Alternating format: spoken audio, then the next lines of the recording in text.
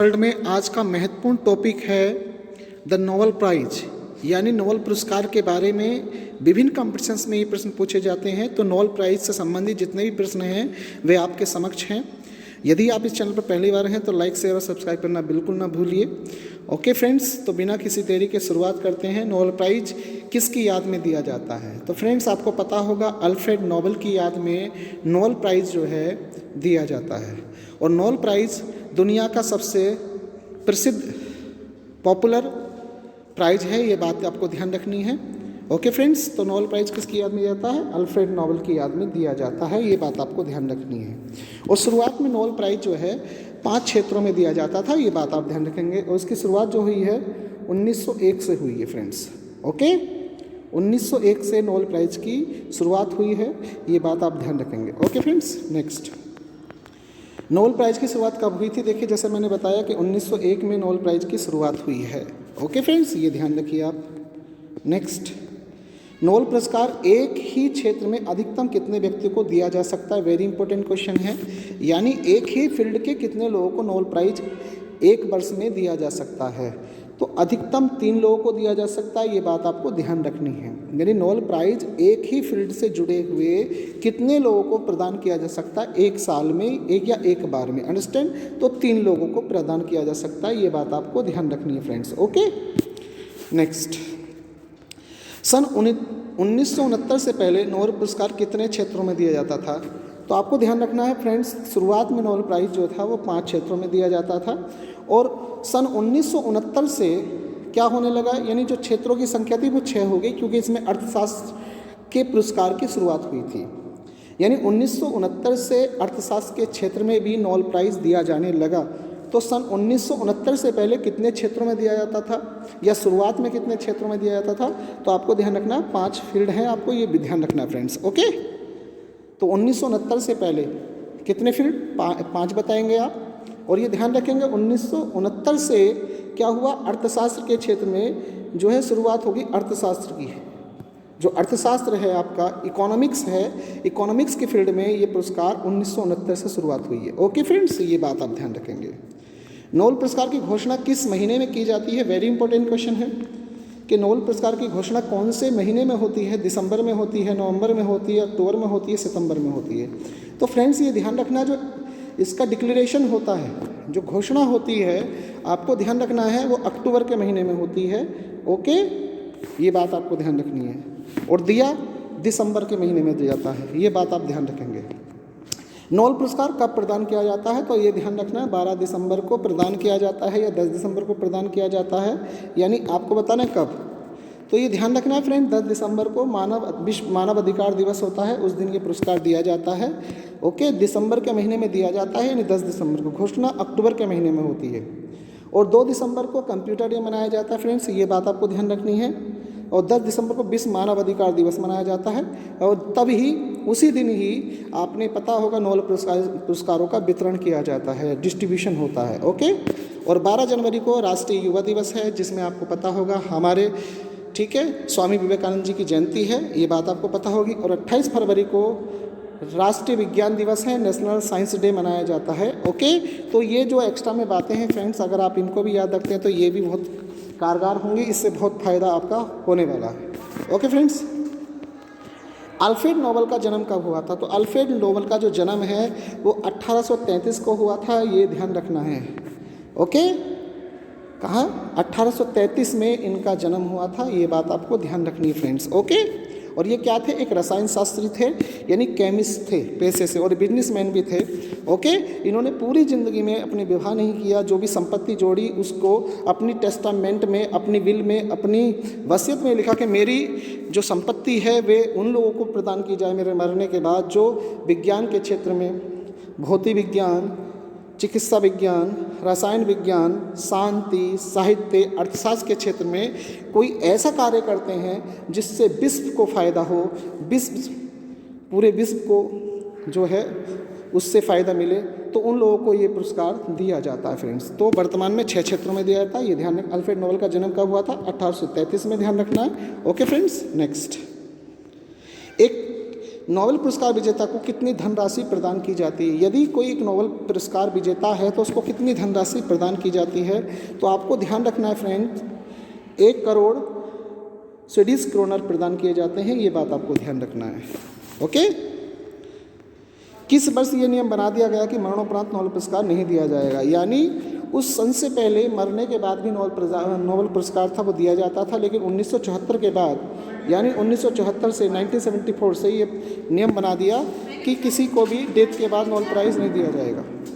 1974 उसके बाद किसी को नोबेल प्राइज़ नहीं दिया जाएगा। Okay friends. नेक्स्ट, अर्थशास्त्र विषय में नोबेल पुरस्कार किस वर्ष से देना प्रारंभ किया गया। तो अर्थशास्त्र विषय में जो नोबेल पुरस्कार है आपका 1969 से प्रारंभ हुआ है, ये आपको ध्यान रखना है फ्रेंड्स। वर्तमान में नोबेल पुरस्कार कितने क्षेत्रों में दिया जाता है, तो फ्रेंड्स ध्यान रखना 6 क्षेत्रों में दिया जाता है। ओके, उससे पहले जो है 5 क्षेत्रों में दिया जाता था। छठा क्षेत्र का अर्थशास्त्र का क्षेत्र ओके 1969 में जुड़ा है, इस बात को आप ध्यान रखेंगे। अर्थशास्त्र का नोबेल पुरस्कार किस संस्था द्वारा प्रदान किया जाता है, ये बात आपको ध्यान रखनी है। तो अर्थशास्त्र का जो नोबेल पुरस्कार है सेंट्रल बैंक ऑफ स्वीडन के द्वारा प्रदान किया जाता है, इस बात को आप ध्यान रखेंगे। और भौतिक विज्ञान का और रसायन विज्ञान का जो पुरस्कार है Swedish royal academy of science के द्वारा प्रदान किया जाता है, ये बात आप ध्यान रख सकते हैं। यानी भौतिक विज्ञान और केमिस्ट्री का जो पुरस्कार है वो किस संस्था, Swedish royal academy of science के द्वारा प्रदान किया जाता है, ये ध्यान रखेंगे आप। Okay, Swedish academy of literature के द्वारा क्या है, साहित्य और शांति का पुरस्कार प्रदान किया जाता है, ये बात आप ध्यान रखेंगे। और कैरोलिनिस्का इंस्टीट्यूट या स्टॉकहोम फैकल्टी ऑफ मेडिसिन यानी चिकित्सा विज्ञान का जो पुरस्कार है वो इस संस्था के द्वारा प्रदान किया जाता है। तो मैं समझता हूँ कि आपको ये बात मेरी समझ में आ रही होगी कि कौन सी संस्था कौन सा प्राइज जो है डिस्ट्रीब्यूट करती है, ये बात आपको ध्यान रखनी है फ्रेंड्स। ओके। नेक्स्ट, शांति का नोबेल पुरस्कार किस देश की राजधानी में प्रदान किया जाता है, जबकि शेष सभी नोबेल पुरस्कार स्टॉकहोम यानी स्वीडन में प्रदान किए जाते हैं। आपको ध्यान रखना है। तो नॉर्वे की राजधानी ओस्लो में प्रदान किया जाता है, नॉर्वे की राजधानी ओस्लो में। शांति का नोबेल पुरस्कार किस देश की राजधानी में प्रदान किया जाता है, जबकि जितने भी पुरस्कार हैं वो कहाँ, यानी स्टॉकहोम की राजधानी स्वीडन में प्रदान किए जाते हैं, जबकि शांति का नोबेल प्राइज़ जो है नॉर्वे की राजधानी ओस्लो में प्रदान किया जाता है, ये बात आप ध्यान रखें, बहुत इंपॉर्टेंट क्वेश्चन है फ्रेंड्स। देखिए नेक्स्ट क्वेश्चन, प्रथम भारतीय व्यक्ति जिन्हें नोबेल पुरस्कार जीता। तो आपको पता होगा रविन्द्रनाथ टैगोर पहले भारतीय व्यक्ति हैं जिन्होंने नोबेल पुरस्कार 1913 में उनको मिला था, ये बात आपको पता होनी चाहिए। और साथ ही आपको ध्यान रखना चाहिए एशिया के भी पहले व्यक्ति हैं जब नोबेल प्राइज़ उन्होंने जीता था, और ये गीतांजलि उनकी एक बुक थी और साहित्य के लिए इनको एक पुरस्कार मिला था, ये बात भी आप ध्यान रखेंगे। Okay friends. Doctor Hargobind Khorana भी जो हैं भारतीय ही हैं, लेकिन सबसे पहले कौन थे, 1913 में रविन्द्रनाथ टैगोर हैं, आपको ध्यान रखना है। और हरगोविंद खुराना ने जो पुरस्कार जीता वो 1968 में जीता है।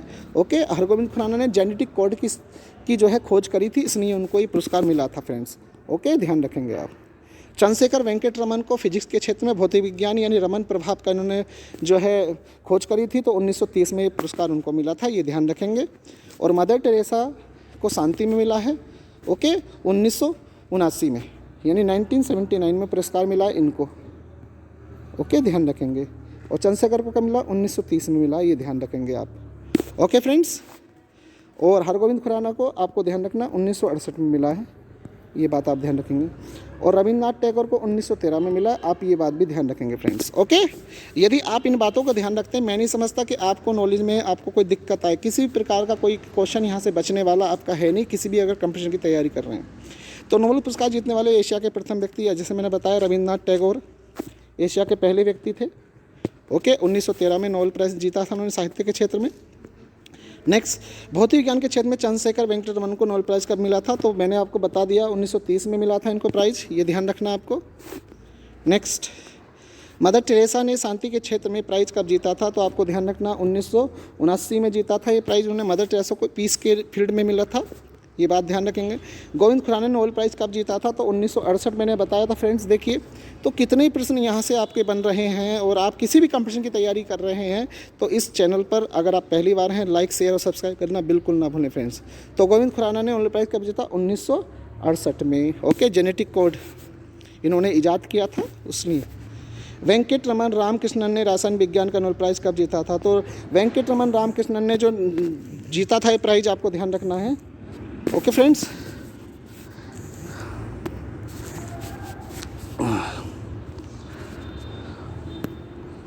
ये आपको ध्यान रखना है फ्रेंड्स।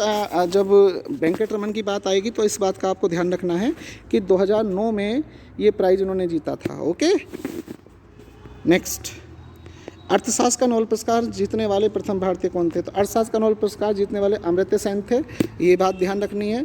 और 1998 में इन्होंने ये जीता था। कब जीता था? 1998 में फ्रेंड्स। ओके, ये बात ध्यान रखिएगा आप।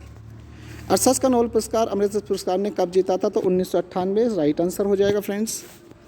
नेक्स्ट, नोबेल पुरस्कार एक वर्ष में अधिकतम कितने लोगों को प्रदान किया जा सकता है? तो जैसे कि आपको पता है कि 6 क्षेत्रों में मिलता है और अधिकतम एक ही फील्ड के 3 लोगों को, तो 6 या 18 हो जाएगा, आपको ध्यान रखना है।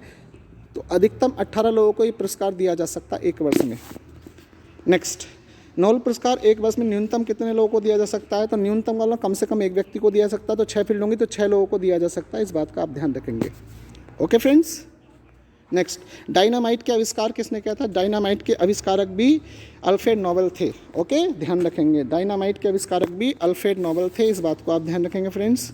ओके, नोबेल पुरस्कार किस अंतर्राष्ट्रीय दिवस के दिन प्रदान किया जाता है? जैसे कि मैंने आपको बताया कि अंतर्राष्ट्रीय नोबेल पुरस्कार, जो नोबेल पुरस्कार है वो विश्व मानव अधिकार दिवस के दिन प्रदान किया जाता है। ओके, राइट ऑप्शन होगा आपका बी। तो इस प्रकार ये 20 से लेकर 30 प्लस क्वेश्चन होंगे जो विभिन्न कंपटीशन में आपको मिलेंगे फ्रेंड्स, आपको ये ध्यान रखना है। ओके, थैंक यू, अगले वीडियो में मिलते हैं। लाइक शेयर सब्सक्राइब करना बिल्कुल ना भूलें फ्रेंड्स। ओके, लाइक शेयर और सब्सक्राइब करना बिल्कुल ना भूलें फ्रेंड्स। ओके, इस बात का ध्यान रखेंगे आप। अगर आप इस वीडियो पर पहली बार हैं तो ध्यान रखेंगे फ्रेंड्स। ओके,